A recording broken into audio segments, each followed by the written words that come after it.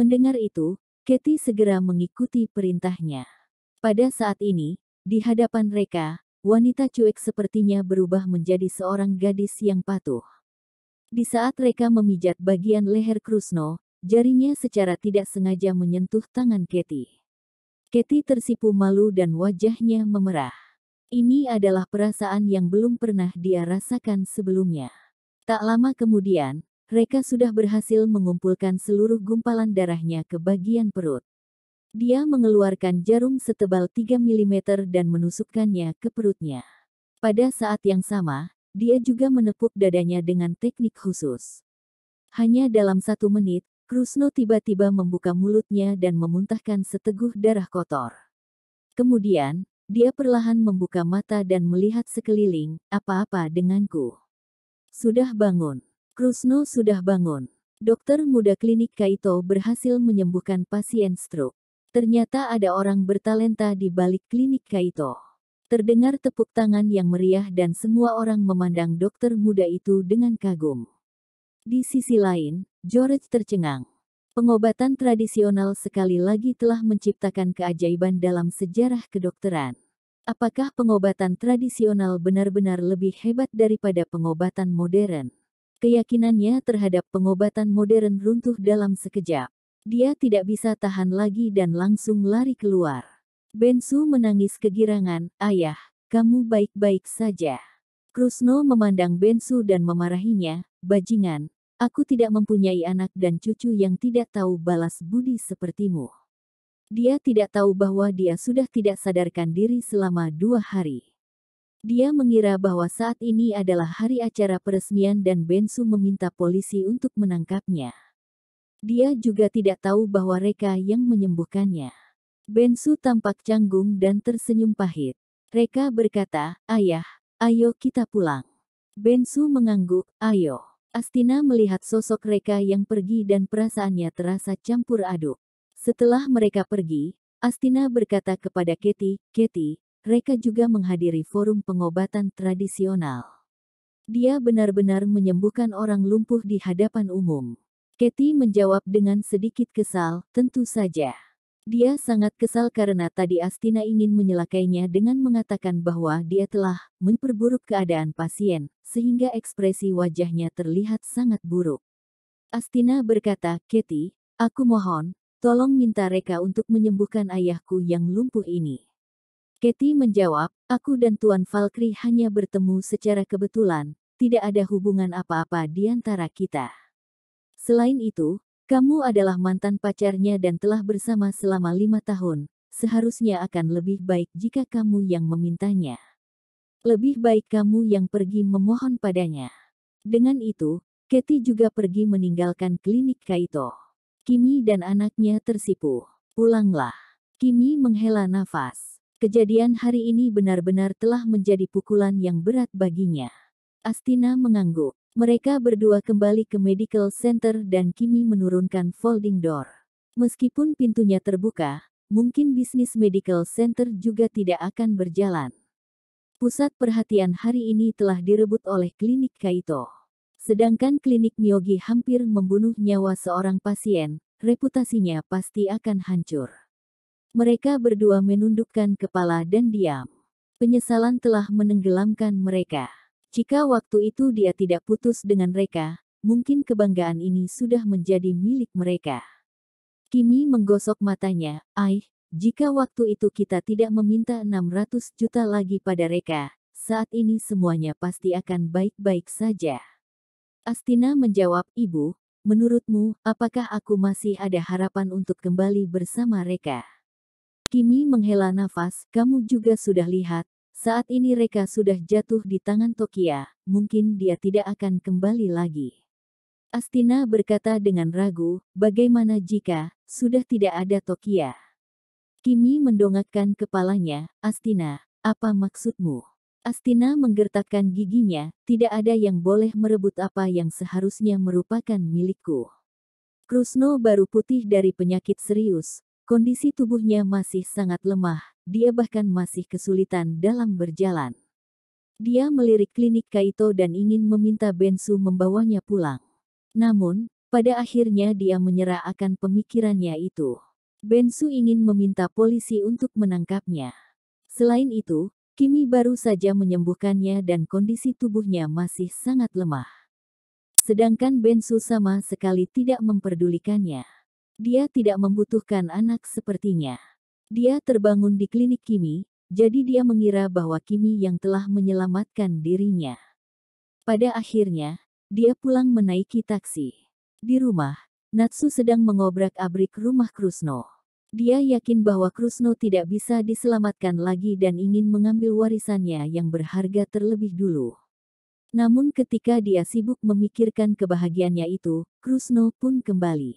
Natsu terkejut dan berteriak, kakinya lemas dan hampir jatuh ke lantai. Hantu di siang bolong. Krusno memalingkan matanya dan berkata, "Kenapa kamu berteriak?" Natsu ketakutan dan bertanya, "Ayah, kamu sudah sembuh?" Krusno mendengus, "Aku hanya pingsan karena marah, bukanlah penyakit serius." Natsu tercengang dan langsung kembali tersadar. Dia jelas baru sadar dan tidak tahu apa yang telah terjadi. Ini juga ada baiknya. Lebih baik dia tidak tahu kebenarannya sepanjang hidupnya. Jika tidak, dan dia tahu bahwa Kimi yang menyelakainya, dia pasti akan membunuhnya hidup-hidup. Natsu segera menyambut Krusno, "Silahkan duduk ayah. Rumah ini terlalu kotor dan berantakan, jadi aku datang untuk merapikannya untukmu."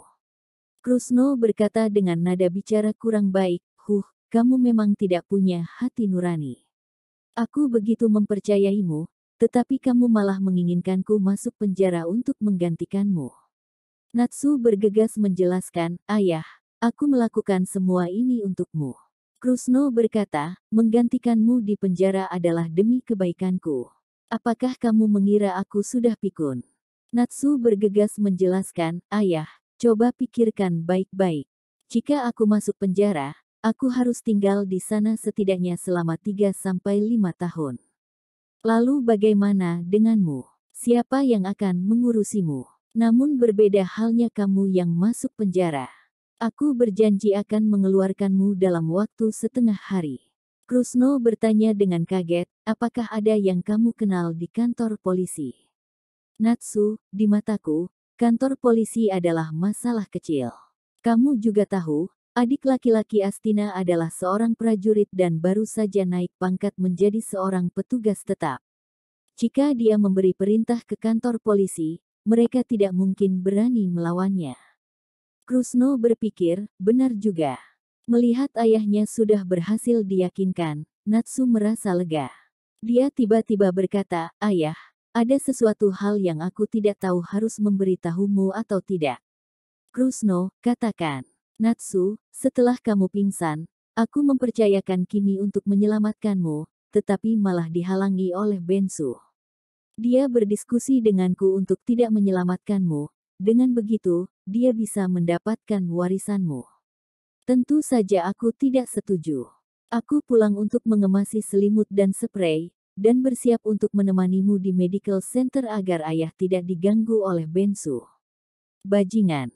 Krusno sangat marah, pantas saja ketika Kimi menyelamatkanku, Bensu dan Reka juga ada di sana, ternyata mereka ingin mencegah Kimi untuk menyelamatkanku. Demi harta warisan, dia rela membiarkanku mati. Kenapa aku mempunyai anak sepertinya? Natsu tersenyum menyeringai. Akhirnya dia berhasil mengadu dombakan Bensu. Pada saat Krusno sedang mengomel, tiba-tiba ada sederetan mobil mewah berhenti di depan pintu. Sederetan mobil mewah itu semuanya merupakan Mercedes-Benz S-Class. Yang memimpin sederetan mobil itu adalah Rolls-Royce yang seharga puluhan miliar. Pintu mobil terbuka dan sekelompok orang yang terlihat bermartabat turun. Setiap orang memegang sekotak hadiah kecil di tangan mereka. Mereka dipimpin oleh seorang pria tua dengan kostum kuno dan berjalan menghampiri Krusno. Krusno dan Natsu kebingungan. Siapa mereka? Mereka datang mencariku. Pria berkostum kuno berkata dengan sopan, "Permisi, apakah Anda adalah Krusno?" Krusno bergegas menjawab, "Iya, kalian." Pria berkostum kuno berkata, "Kami adalah keluarga Valkyrie dari Midgard dan datang untuk memberikan mahar kepada keluarga Mas Hita." keluarga Valkyrie dari Midgard. Mendengar itu, mereka berdua gemetaran. Itu adalah keluarga kelas atas di Hotline. Orang terkaya di Geffen bukanlah apa-apa di depan mereka. Lalu kenapa mereka hanya memberikan mahar kecil kepada keluarga Mashita? Pria berkostum kuno itu berkata, daftar mahar adalah sebagai berikut. Sebuah royalty card senilai 200 miliar, mobil Rolls-Royce senilai 100 miliar. Cepit rambut dinasti Ming. Satu set cincin berlian. Apa? Krusno dan Natsu terdiam di tempat. Mahar hampir senilai 400 miliar. Keluarga Mashita akan makmur. Pria berkostum kuno tidak memberikan mereka kesempatan untuk bertanya. Dia meletakkan maharnya dan pergi dengan terburu-buru. Setelah meninggalkan kota Geffen, pria berkostum kuno mengeluarkan ponselnya dan menghubungi Seseoang. Nyonya Mashita, maharnya sudah diantarkan. Terdengar suara bermartabat datang dari sisi lain telepon, anakku tidak menolaknya, kan? Pria berkostum kuno berkata, saat itu Tuan Muda Reka tidak ada di sana.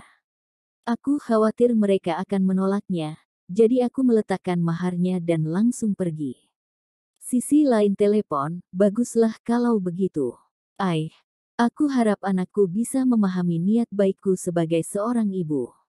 Di sisi lain, Krusno dan Natsu terharu hingga berlinang air mata. Mahar hampir senilai 400 miliar adalah kekayaan yang tidak dapat mereka simpan meskipun sudah tidak makan dan minum selama beberapa generasi. Setelah waktu yang lama, Krusno baru mulai tenang.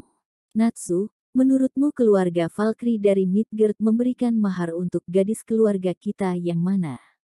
Natsu menganalisis, ayah, hanya ada 3 gadis di keluarga kita. Tokia, Lily dan putri bungsu adik kedua, Karina. Tokia sudah menikah dan Karina masih kecil, hanya Lily yang paling memungkinkan.